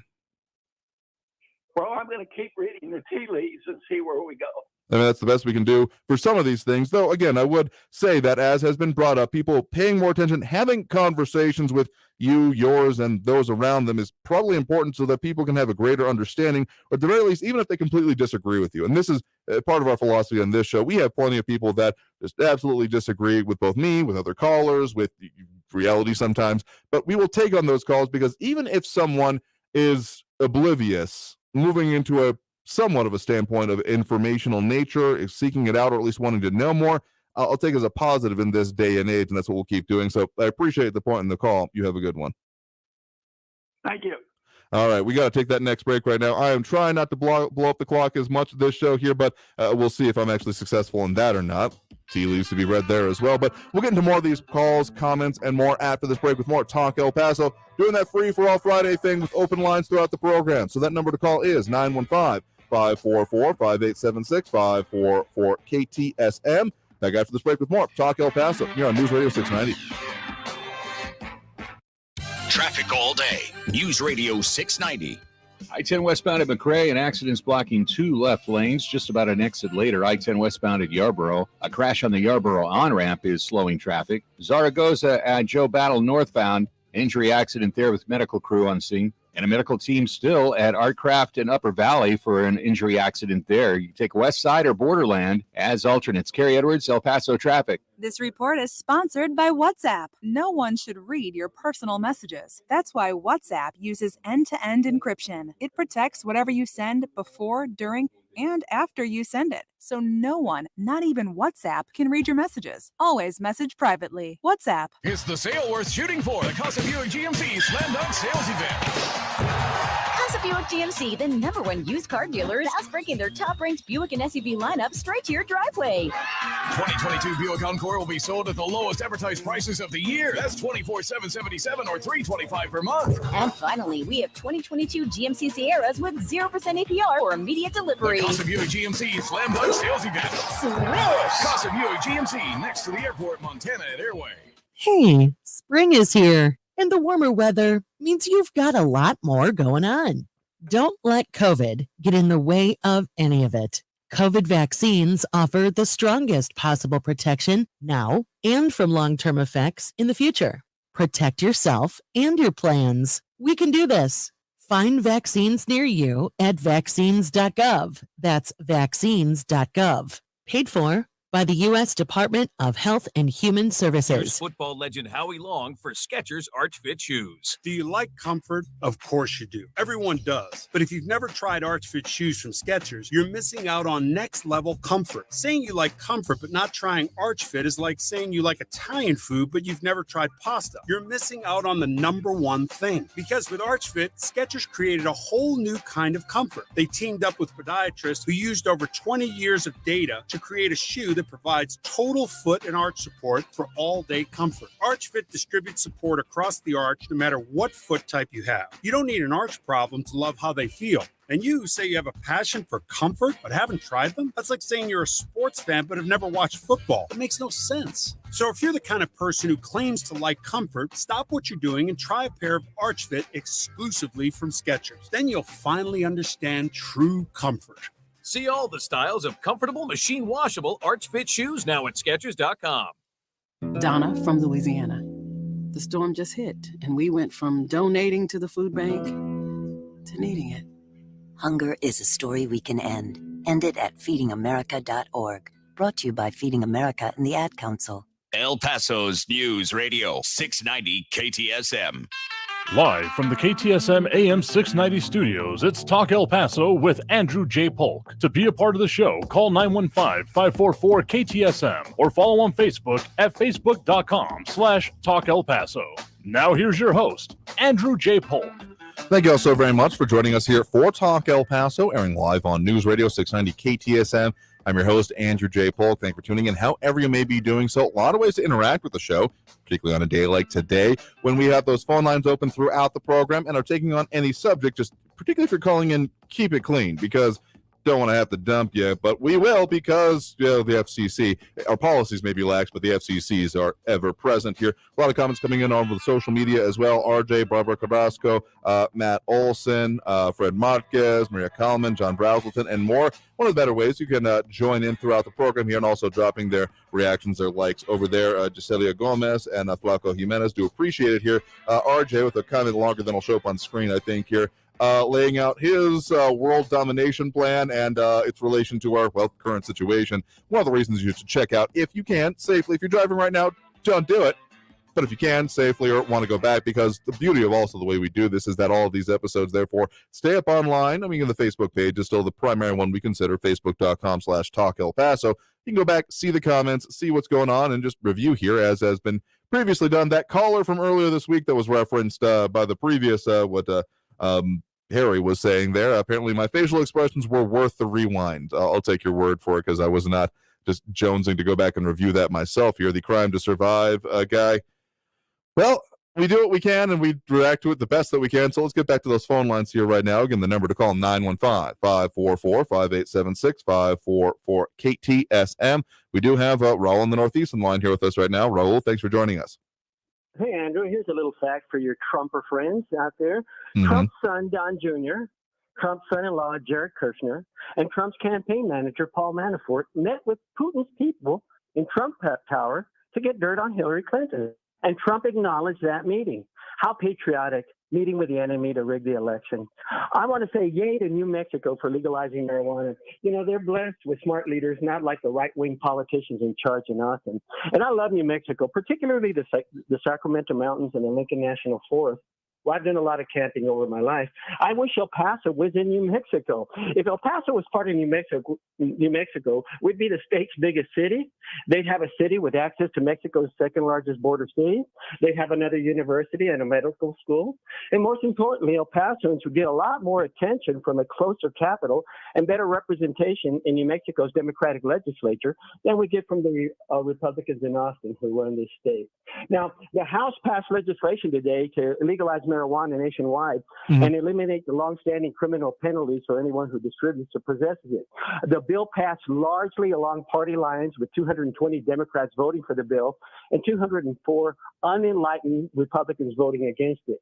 You know, sadly, it's doubtful that the bill will get the necessary 60 votes to pass in the Senate, again, because of the anachronistic Republican Party. Now, what happened to my body and my choice and getting the government off our backs? You know, the legislation would also raise money by imposing a 5% federal tax on marijuana sales to fund programs to help communities harmed by the war on drugs and establish harsh punishments for distributing and using marijuana. And the bill, importantly, does not prohibit states from keeping marijuana use illegal in their states. Democrats also further frame the measure as a way to reverse the disproportionate impact of criminalizing marijuana on racial minorities. Black Americans are nearly 4 times more likely than white people to be arrested for marijuana possession, despite both races using the drug at roughly the same rate. How's that for equal justice under the law? And this is according to the Civil Liberties Union. Republicans argued that marijuana is enough of a mind-altering substance to pose a threat to society. Well, how about alcohol? You know, Republicans are the biggest bunch of hypocrites I've ever seen. I mean, I'm not surprised that that's your feeling on the issue here, but I mean, if we're going to say that, okay, let's look at, altering substances. Yeah, frankly, I've seen in my life and the people that I've known that there's a lot more harm that comes from use of other substances, alcohol primarily amongst them, than there is from marijuana, but they haven't exactly been on a similar footing at this point of accessibility and seeing what it is. I mean, I hope it works out for New Mexico and by proxy for El Paso. At least there aren't any negative impacts here, but that's going to be a situation where only time is going to tell here. I mean, the important point, I think, of that legislation that is being pushed nationally, not totally sure of its chances right now, because, well, it did pass the House, and there are the important conjunction aspects of it also having some reference to those that are currently incarcerated under low-level possessions kind of things that, has been very much talked about, that if you're going to look at it nationally, I mean, basically my understanding what it would do besides that, dealing with those incarcerated on federal charges, would be, leave it up to the states to do it here, which I guess is essentially what is in place right now, just with the specter of, well, is it going to be, having enforcement swooped in on it here? But we'll see if that actually works. I'm not going to hold my breath on it. If it does move forward, I fully expect that Texas won't in any case, but only time will tell in those circumstances. So thank you for the point in the call, even if there's finer points to disagree with you on there. Let's get to at least one more call before we hit that next break. Again, the number to call, 915-544-5876. 544-KTSM. We do have Louis in Northeast here. Thanks for joining us. Yes, sir. Thank you. Hey, I was going to mention something else, but this Mr. Raul just changed my mind. And I wanted to mention that I don't know how Republicans, I'm sorry, I call them Republicans, that don't take advantage of all the nonsense, all the craziness that Democrats have done over the years, over the decades, over the centuries, that they've done so much wrong to this country. It's the truth. All they would have to do is tell the truth, let the people make up their mind. But I'm serious, man. I even started calling them Demo-hypocrites, not Democrats, because they are the worst Democrats that exist. And the truth is behind that. There is so much evidence, so much stuff that they've done. That I was watching this program the other day on TV, and I can't believe I was astonished by how much they've done wrong over the centuries, so way back to the slave trade time. Oh, yeah. I know mean, that the Republicans also have something to do with it, but the Democrats would go out and kill people. They would go out and kill people, man. And it was like, I was, what? Really? I mean, I was like flabbergasted, but I just wanted to mention that. Maybe next time I'll mention what I wanted to talk about next. I appreciate you. no, sure thing. Thanks for the point in the call here. Yeah, I think we're referring to, at least in part there, to the history of the Ku Klux Klan, which we are unfortunately not immune to in this area. It was present, and some of the impact can actually seen going forward here. Some of it is apocryphal, but there's more than a couple of stories of some of the naming of schools in this area being focused on and directed by that, which is unfortunate in its own way here. But knowing your history is the first step in towards making sure you don't repeat it, even if there's, again, in terms of attention and people paying attention to problems here, we need to have a lot of work to do on that as well. So I thank you for the point in the call. Do appreciate it here. Again, if you're wanting to call in during the show, the number to do so is 915-544-5876, 915-544-KTSM. We'll go ahead and take that next break right now. A lot of comments coming in, more calls, and we'll get to all of it here as we do here on Fridays. Free for All Friday, open lines throughout the program is what we are doing and taking on any subject here just to keep it clean. So again, 915-544-5876. Back after this break with more. Stay tuned.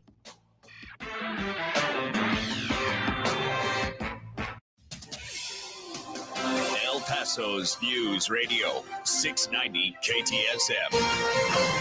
Hello, I'm Erica Castillo with this KFOX 14 News Update. Today's the first day of recreational marijuana becoming legal in New Mexico. Several stores in Las Cruces dealt with long lines and an influx of customers. Many dispensary workers had to handwrite the sales because the system used to sell the marijuana crashed. Medical marijuana was already legal in New Mexico, but now so is recreational marijuana. The governor of the state estimates revenues to hit $300 million in the first year. 2 ounces of recreational marijuana is what is allowed, and most dispensaries in Las Cruces only accept cash. And the Associated Press reports some 500 migrants from Central America, Venezuela, and elsewhere fought with Mexican police, National Guard, and immigration officers in southern Mexico today in one of the first such marches this year. It comes as President Biden announced it will end the policy allowing turning back asylum seekers on grounds of protecting the country against the pandemic. Migrants have been expelled more than 1.7 million times from the U.S. I'm Erica Castillo with this KFOX 14 News Update. News Radio 690. Traffic all day. I-10 westbound at McRae, that earlier crash blocking a couple of lanes. All lanes are back open. Still a backup on the I-10 westbound. Zaragoza at the Loop, an injury accident there. Treywood Drive at Lee Trevino. Look for an injury accident there. Take Lomaland or Montwood to get around it. Montana Avenue before Global Reach, an injury accident there. And police responding to an accident borderland at Donovan. Carrie Edwards, El Paso traffic. 14 Severe Weather Center. This is Chief Meteorologist Sandra Diaz. We've got another cool night ahead of us. The temperatures cool back to the mid to upper 40s, but a warmer weekend ahead of us as temperatures return to the lower to mid 80s. Folks, the average this time of the year is 77, so we're definitely running much warmer. But the other increase that will begin on Sunday will begin the winds, and they will strengthen as we kick off next week. This report is sponsored by Staples Stores. Staples Print and Marketing Services help small business print big with wide format signs and banners. Right now, get $10 off custom printed signs, banners, and posters when you spend $50 or more. Offer ends 5/28. Visit staples.com/signage for details. This is your sign to print big at Staples. With PatriotSoftware.com, accounting and payroll, keep your time and money. Mike Campbell here, serial entrepreneur with words from another happy payroll customer. My husband and I started a business together, and I had no idea where to start when it came to payroll. And a friend of mine recommended Patriot, and I have not looked back since. It was extremely user-friendly. I was actually able to understand it and run everything extremely well. And anytime I've had a question, they have been so quick to answer and help me. I definitely recommend it to anyone who is looking for a payroll software that is easy to use, user-friendly, and really offers everything that you need when it comes to something that's beneficial for your business. Visit us at patriotsoftware.com. Use promo code RADIO and get 2 months of payroll free. That's patriotsoftware.com. PatriotSoftware.com. Accounting and payroll. Keep your time and money. Need new blinds or shades? Blindster.com offers custom-made blinds, shades, and shutters shipped directly to you at prices less than big box retailers. Blindster blinds are easy to install and guaranteed to fit. And right now, save 45% off any order. Just use code RADIO at checkout. Blindster.com. This report is sponsored by Blindster. News on the hour and a half. Traffic and weather all day. I don't watch television, so I get all my news from you. News Radio 690 KTSM. 180 over 111, and I had a stroke. I couldn't speak or walk. This is high blood pressure. Get back on your plan. Go to loweryourhbp.org. Brought to you by the American Stroke Association, American Medical Association, and the Ad Council. News Radio 690 KTSM. Live from the KTSM AM 690 studios, it's Talk El Paso with Andrew J. Polk. To be a part of the show, call 915-544-KTSM or follow on Facebook at facebook.com/Talk El Paso. Now here's your host, Andrew J. Polk. Thank you so very much for joining us here for Talk El Paso, airing live on News Radio 690 KTSM. I'm your host, Andrew J. Polk. Thank you for tuning in however you may be doing so, be it on air, online, live streaming through the free and reliable iHeartRadio app, or joining us over the various social media pages, facebook.com/Talk El Paso, the Talk El Paso channel over on YouTube, Twitter at Talk El Paso, or Twitch, Andrew J. Polk. All of that is to say that there are a lot of ways that you can add your 2 cents. Comment on here as RJ, Barbara Carrasco, Matt Olson, Fred Marquez, Maria Kalman, John Brausleton, and more are doing so throughout the program here. So if you got something you want to come on here, such as some commentary on previous callers, we got popped up on screen right now, because, I mean, that's public forum, open forum, that kind of way we do things, and particularly on today, like today, because we are taking on all those subjects and comments as they come through the show here. So you can drop your comment over there, or again, call in during the show. The number to do so, 915-544-5876, 915-544-KTSM. I do have a call on the line here right now. We have Stephen on the east side here with us. Stephen, thanks for joining us. Hi, thanks. Sure thing. What's on your mind? Just a few comments that are short. I think it was interesting that the previous caller mentioned something about schools. I mean, the poor teachers in a lot of these public schools have been overwhelmed. COVID made things really terrible for them. This is true. And it is a good point that having lots of people coming over, unaccompanied minors, all these people being shipped all over the country and everything, that's going to really overtax our schools in terms of staffing and funding. It's going to be even worse than it is. It's pretty bad already. I mean, yeah. My other comment was Raul earlier this week says, you know, he's not affected by immigration because he doesn't hire illegal immigrants, so it doesn't affect him, so he's okay with it. But liberals like to talk about privilege and white privilege and all that kind of thing. That's one of the most privileged things I've ever even seen anyone say. I mean, it doesn't affect me. It affects minorities. It affects people who have their wages driven down by the competition for work, taxing the school systems and overwhelming these teachers. It really affects a lot of people. It affects minorities a lot. So he seems to care about minorities, but the policies the Democrats put forward is really hurt minorities. I mean, if you subsidize corn, you're going to get people producing more corn. If you subsidize oil, they're going to produce more oil. If you subsidize single mothers, you destroy the family. And that's what Democrats did to minority families. So, and ultimately, marijuana, I don't think is going to help those minority families much either. So he pretends to care about minorities, but I think it's just a line. So those are my thoughts. Last thing, he finds it interesting that a politician would try to find dirt on a political opponent.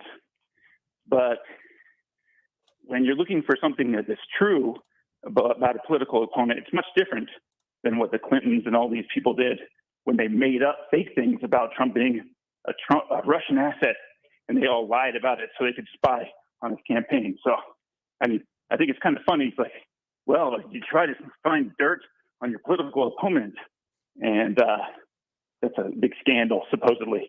But at least he was looking for the truth. Thank you. Sure thing. I mean, thank you for the points in the call there. I guess there's a difference in my mind between trying to find dirt and, dig up, the dirty secrets from your political opponents here, and in any way, and I don't care who does it, but making deals with foreign powers out here. And this has been coming up more and more often, of course, over the past couple of administrations, really. The fact that this would be considered, that this would be done, is disturbing, to say the least, because if anything should be deciding the U.S. political process, because of course if you're doing that, I mean, even if it is the absolute truth here, it comes with, well, baggage. It comes with, okay, so we've given you this, what are you going to do for us here? And if it happens in the terms of a campaign here, I have enough issues with lobbyists as it is, I guess is what I'm getting to, and the idea that, well, we'll support your campaign, but then you better deliver for us here. So anytime anyone goes and says to a leader of a foreign country, hey, by the way, you got some data, you can help us with our elections here, that just is that's a slippery slope in my mind here. So again, search for truth should be good, but that gives me serious pause, regardless who would consider it here. But yeah, to the immigration issues, to think that it would not affect almost every aspect of our lives in some way or another. I mean, heck, you want to talk about even just basic labor prices around the area or around the country, even, because the phenomenon that we do still see for the most part here, I mean, the whole concept of us being a transit area does hold largely true in a lot of ways, even though there's plenty that does affect us here in the borderland when it comes to, migration, immigration, those crossing illegally, the drugs that are imported here, the human trafficking that occurs. I mean, there's a lot of conception that is just comes straight through and doesn't hit us here, and that couldn't be further from the truth. It might not be the majority of it affecting us here, but it still does hit us here at home, which is why I feel like this last 2 weeks we've talked about two major topics here, either the marijuana legalization in New Mexico or immigration, border security, the policies going into it, etc. here. So to think that there is no impact from that is, it would be laughable if it wasn't so sad of a concept to have in mind here. It just doesn't make sense. And anyone saying that, well, it doesn't affect me, I just find that to be a very bad standpoint on governance in general. The idea of, well, I don't care about it, so I'm not even going to support anything to look at it here. That is just so short-sighted. It's almost the opposite of the law of unintended consequences, more the law of ignorance, because just saying that, well, I got nothing, I don't have a hand in this fight, so I'm just not even going to worry about it, is ignoring the situations and the way they can evolve, and even how it can come back on you in the long run here. Because we were looking at strained systems, strained administration, strained issues coming out of all of this. It makes it very difficult to even focus on other things. Again, just out of this administration, I know I talk about this for like at least top 5, if not the most one. Would love to see an actual GD policy out of for border security for this administration. Because the removal of Title 42 is not a policy. Title 42 wasn't a policy to begin with. It was a basically one-line executable procedure to follow. So it was pretty thin to begin with.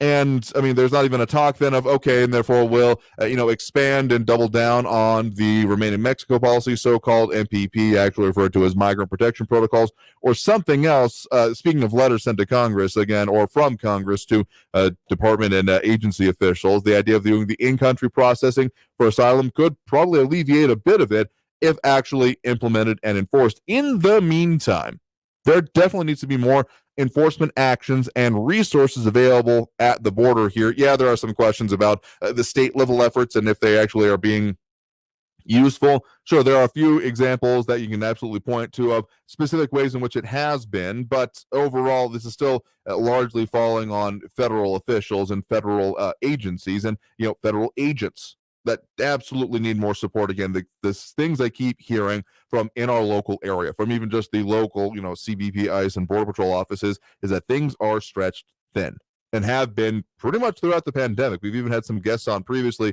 saying that, we have got real issues with the protections for the officers and agents that are making things even more difficult than necessarily need to be.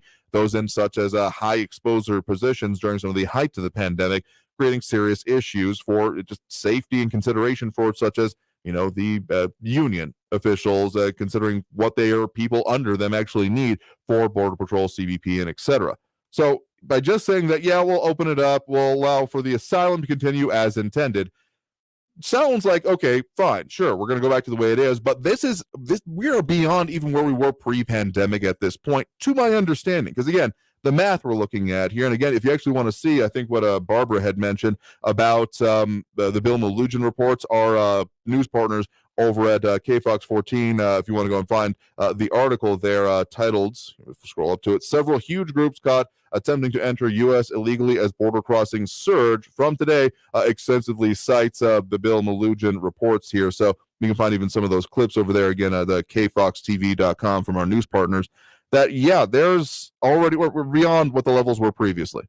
Like even during, I want to feel the Obama administration, if not absolutely reaching those levels. So just say, we'll open it up, it'll be fine, is ignoring the second order effect, law of unintended consequences in full effect, even if you're giving it the benefit of the doubt that way, saying that you're not actually looking at the consequences, because it's pretty apparent.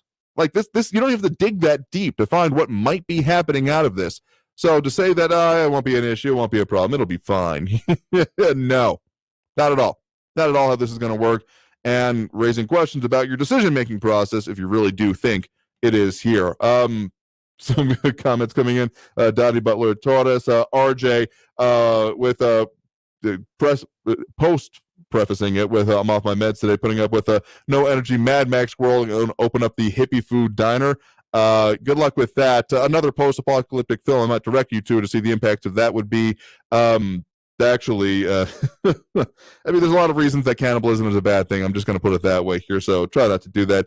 James Radcliffe referring to Jen Psaki may join MSNBC, I think you meant to write there.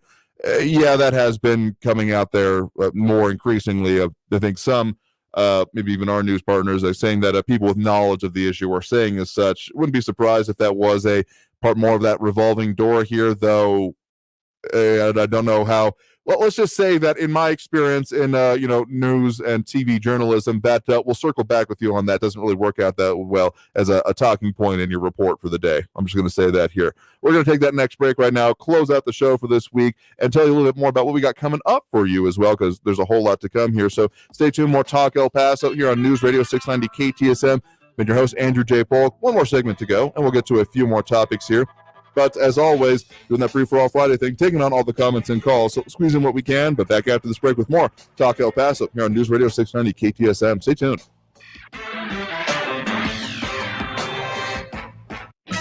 Traffic all day. News Radio 690.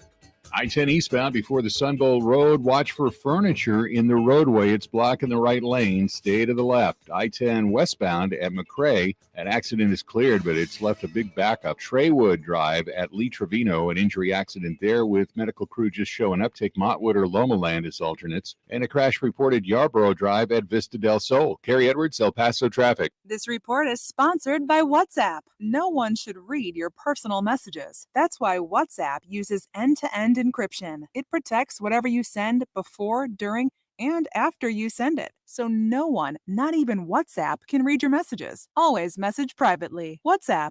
Anyone can get long COVID, even Caitlin, age 20. I got COVID in November 2020. In January, I started having long-term problems. I was a varsity soccer player in high school, and now I get winded just from walking. I can't remember things. It's just unbearable. Getting vaccinated against COVID-19 is the best way to prevent long COVID. Find vaccines near you at vaccines.gov. Paid for by the U.S. Department of Health and Human Services. Here's football legend Howie Long for Skechers Arch Fit shoes. Do you like comfort? Of course you do. Everyone does. But if you've never tried Arch Fit shoes from Skechers, you're missing out on next level comfort. Saying you like comfort but not trying Arch Fit is like saying you like Italian food but you've never tried pasta. You're missing out on the number one thing. Because with Arch Fit, Skechers created a whole new kind of comfort. They teamed up with podiatrists who used over 20 years of data to create a shoe that provides total foot and arch support for all-day comfort. Arch Fit distributes support across the arch no matter what foot type you have. You don't need an arch problem to love how they feel. And you say you have a passion for comfort but haven't tried them? That's like saying you're a sports fan but have never watched football. It makes no sense. So if you're the kind of person who claims to like comfort, stop what you're doing and try a pair of Arch Fit exclusively from Skechers. Then you'll finally understand true comfort. See all the styles of comfortable, machine washable Arch Fit shoes now at Skechers.com. Welcome back to the Dog Show. Up next, we have Satchmo. Satchmo is a member of the Shelter Pet Group. That's right, a group known especially for their couch-snuggling, ball-chasing, face-licking, and, of course, companionship. Now, let's see him in action. Look how he makes eye contact with his person. That's actually known as the treat stare. How intuitive, and now he appears to be excitedly turning in circles. Ah, the happy dance so common with this group. But really, the best way to know an amazing shelter pet like Satchmo is to meet one. Visit theshelterpetproject.org today. Adopt. Brought to you by Maddie's Fund, the Humane Society of the United States, and the Ad Council. Traffic's bad enough without Mother Nature adding to your headache. Traffic and weather all day. Stay informed with El Paso's News Radio 690 KTSM. News Radio 690 KTSM El Paso. Live from the KTSM AM 690 studios, it's Talk El Paso with Andrew J. Polk. To be a part of the show, call 915-544-KTSM or follow on Facebook at facebook.com/Talk El Paso. Now here's your host, Andrew J. Polk. Thank you all so very much for joining us here for Talk El Paso, airing live on News Radio 690 KTSM. It has been a hell of a week, and we'll, of course, be doing it for you next week. A couple of topics we'll continue discussing here are going to be more on the great resignation that's being called, also referred to sometimes as the nobody wants to work anymore. What are some of the realities on the state level basis? How do Texas and New Mexico fare? And what are some of the differences in policies that are making a difference in general? And of course, what does that mean for the borderland here? We'll get into that. Plus some more discussion we're planning for you on real estate, because there's some surprising numbers about our region that have come out and just what that means for being able to buy a home. Knock on wood, it works out for me as we get into that here. But all that stuff we're working on for you here. And just as a quick plug, of course, be sure to tune into the El Paso History Radio Show this coming weekend. We're going to be talking with Judd Burgess with Brave Books about the Natalicio collection, and that they have been bought in total from the Natalicio estate that they are both selling some of and otherwise putting on permanent exhibition and delving a little bit into the history there. So that'll be happening tomorrow morning, 10 to noon here on News Radio 690 KTSM. But of course, we got those pound 250 calls that we do take in between shows. And we had one that we weren't quite able to get to yesterday, but conferred and still make sure we want to get to that one today here. Again, if you want to leave your own pound 250 message, you're more than welcome to do so. It's one of the better ways to get at us kind of in between shows if you want it to go directly on air. You just want to get a message to us. We got a lot of ways, the email, the Facebook pages, messages, all that good stuff here. But again, if you want to, basically schedule a phone call, schedule a call-in kind of thing here with your message, do that by dialing pound 250 on your cell phone. Has to be a cell phone because it's a digital call. Then you'll be asked to provide a keyword. Just say Talk El Paso, and you can leave us a message in between shows, much like this. This is Messiah Frankie. Andrew, I want to tell you something. You are the most unbelievably gracious host I've ever encountered on radio. You can slice and dice, and you can just have this absolute ability to finesse whatever conversation is out there so you don't aggravate anybody. And I think that's a wonderful position for you to have. But I want to tell you that there is no such thing as difference between right and wrong, left and right, positive and negative. You are either wrong or you're right. And when we talk about this stuff with January 6th, going back to the garbage nonsense about arguing about the great Liz Cheney and Adam Kinzinger. No. You got right and wrong.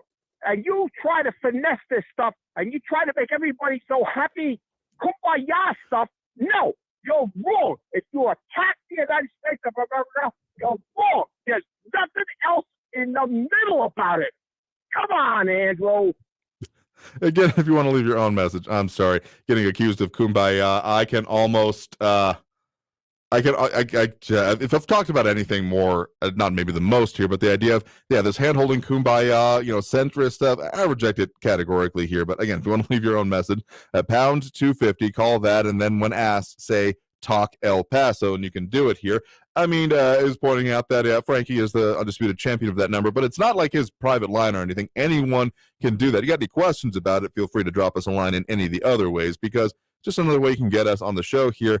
Look, real simply, the way that I designed this show, we came up with it and wanted to make sure we could do this is by having not exactly an open forum, not quite a town hall thing. It doesn't really work for radio, but just getting the thoughts out there and then having the conversation about them in the community. Because, I mean, social media, sure, we're on, and I don't mean to sound hypocritical, but it has a lot of failings. It has a lot of foibles in the way that it is implemented and the way it creates echo chambers. So the reason we do what we do is to have the conversation, and we embrace the controversy.